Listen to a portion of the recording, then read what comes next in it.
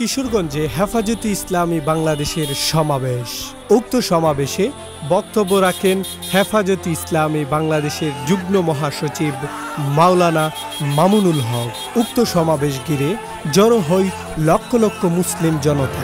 ঘিরে ফেলেন মাওলানা মামুনুল হককে এবং সংবর্ধনা জানায় তাকে। ছাত্র, শিক্ষক, কৃষক সহ বিভিন্ন পেশার মানুষের ভালোবাসায় শিখতে হয় মাওলানা মামুনুল হক।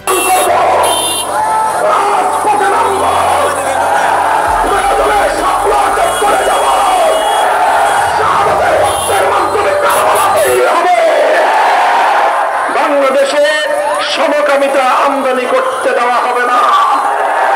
মেরিটাল রেপ মানে বৈবাহিক ধর্ষণ, নাম দিয়েছে বৈবাহিক ধর্ষণ আর জোরপূর্বক গর্ভধারণ, এগুলোকে মানবতা বিরোধী আইনে সংযুক্ত করে তারপরে আল্লাহ প্রদত্ত পরিবারগুলোর উপর স্বামীদের অধিকারকে খর্ব করে প্রত্যেকটি ঘরে ঘরে প্রত্যেকটি দম্পতির মধ্যে তারা অশান্তির আগুন প্রজ্বলিত করতে চায়।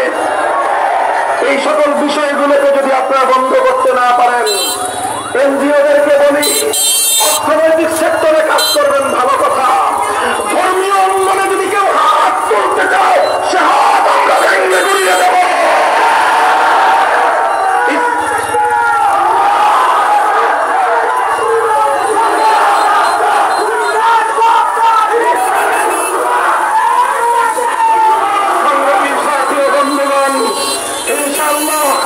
এভাবেই একটি বৈষম্যহীন সমাজ আমরা গড়ে তুলব, ইসলামী সমাজ গড়ে তুলব। ইসলাম মানেই হল বৈষম্য মুক্ত সমাজ ব্যবস্থা।